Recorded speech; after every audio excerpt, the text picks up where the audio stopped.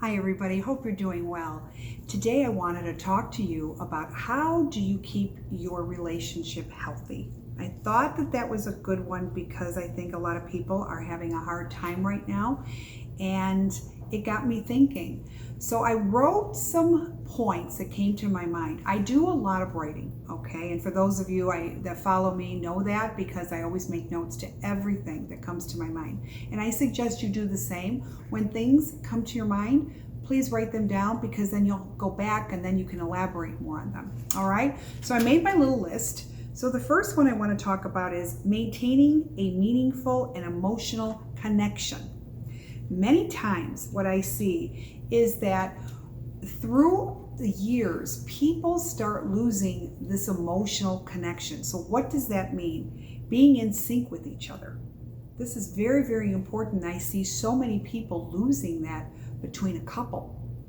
I even see people losing that even with their children. They need to be more aware of their emotional type needs to what's going on, what isn't going on, what would make them feel better. You need to be more compliant with that and aware. And I see a lot of people not making the time to really understand what are their thoughts. You know, facial expressions are everything, but trying to get in one's psyche.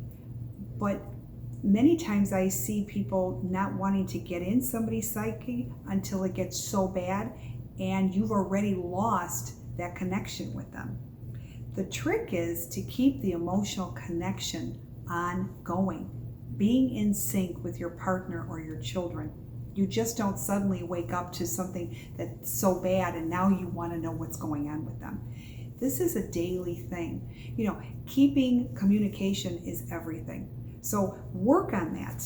Don't let that disappear because when you do, then the bigger problems in the relationship, they follow. All right. The next one that I have is do not be afraid to disagree if it is respectful.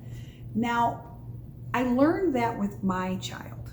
And you're going to say, really? Yeah. Because, you know, as children will say off the wall things, or they'll want to do off the wall things, or maybe it's just something that you just cannot see eye to eye on. I always say, don't let your temper guide your thinking, because if you do, it will bring down everything and your child or people are not going to tell you anything. So the trick is to remain calm, even if you don't agree. Find out, take the time to why they are thinking this, and maybe you can help shift how they're thinking into something more healthy. But that's only going to happen if you are in sync and you open your world up to this. This is something that's very, very important. So I do want to say that. So allow to disagree, allow to hear them. Just because you don't agree with it doesn't sometimes make it wrong. And this is very, very important. This can be with your spouse. It could be a friend, okay? As long as it's respectful, you are a person that should not have a problem with that, okay? So remember that. Third, keep relationships alive and interesting. Sometimes we get into a rut, and especially now because we're home a lot. Keep them interesting. Think of things that you could do in the house. Have a game night with your family. You know, do something that will get you guys all going. Do something as a couple. You know, even if it's just a walk. My husband and I take a walk every night. When I'm through with my work, the first thing I do is I stop with the emails, even if it's for a half hour, and he'll say, come on, we're going. And I'm so glad, because if it wasn't for him, I wouldn't be doing this. So I'm glad that he motivates me. You know, my husband, Tom, is constantly looking for ways to stimulate in such a different way, whether we're talking, whether we see something different, whether it's the walks that we take. It's nice. And what I love is that he's always trying new things, and he's always thinking of new things to talk about. I love that. And I know that takes effort on his part. But what I love about that he does that is he takes me away from the world that I'm always in, you know, with spirits and the spiritual world and, you know, loved ones coming through and all of that. I constantly am bombarded by all of that. And he has a way to balance me. And Tom, if you're listening, I thank you every day for doing this for me, because you make such a big impact on me to be as normal as possible. So if you have a spouse that does that, say thank you. And if you could be the spouse to do that for, your spouse, do it. Okay? Spouses have different roles in the relationship. So if it means you taking the initiative to do it, then do it. It doesn't matter who does it as long as it gets done. And that's something that's really, really important. So please do that. Be an anchor. And you'd be surprised. Like, I'm a person that is constantly working, and my husband takes me away from that. And it's funny because when I'm away from it and I'm actually enjoying what we're doing, whether it's that walk, whether it's taking the car ride, whether it's creating something that we're doing, it makes all the difference in the world. And I love how creative. So be the spouse who's creative. One of you has to be. So that might actually help your relationship to be healthy. My next one was learning how to communicate. That's probably one of the most important that I want to say, because many times I notice people do not know how to speak to each other. Look, we're going to have our arguments, and we are. But, I said to a client the other day, mistakes are good. I like when we can make mistakes. And she goes, really? I said, yes, mistakes are very, very important.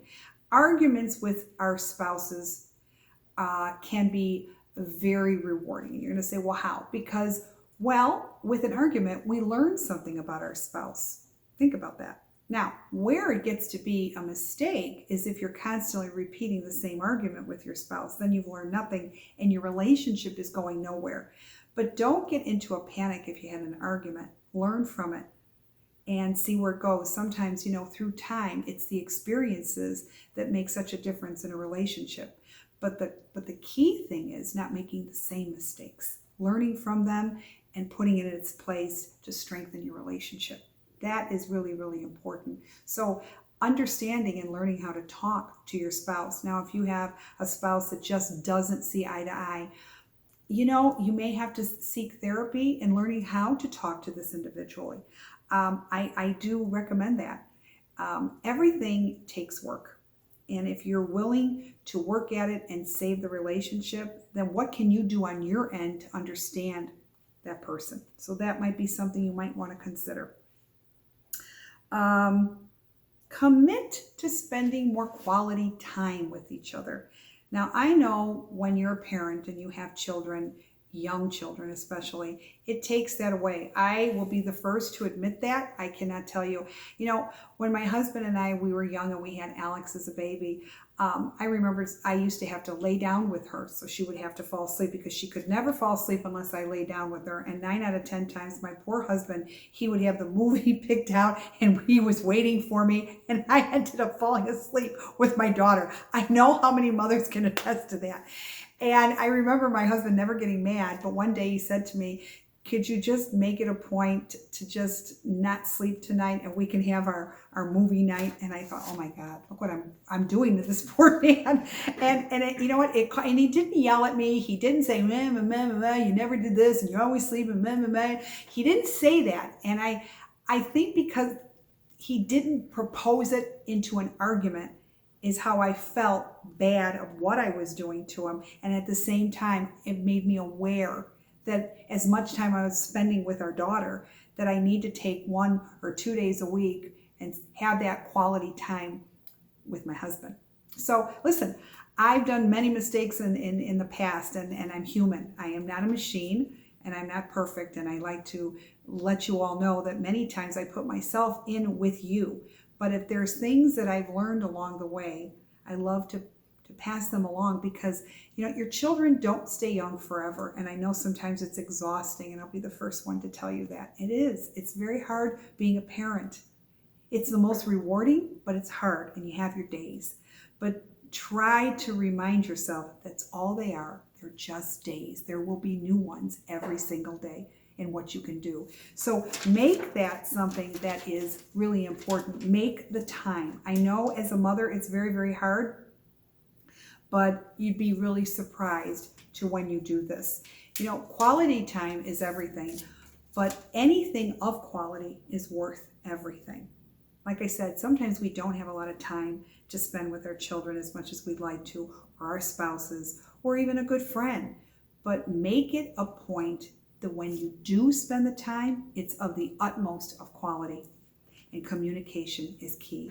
And a lot of hugs, lots of kisses, it really makes all the difference. I am a very affectionate person, and yes, don't forget to hug your child.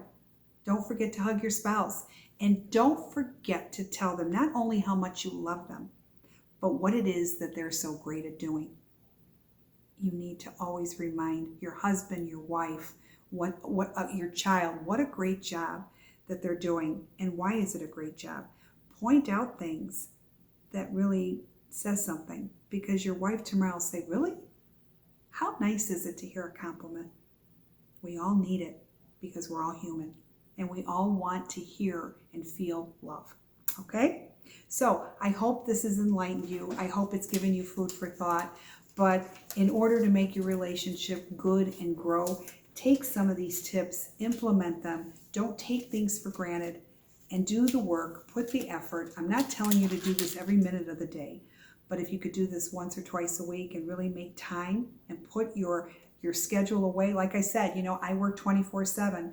If it wasn't for my husband to say, okay, and he grabs my hand and he takes it and we go, like I said, it's everything. Okay, enjoy.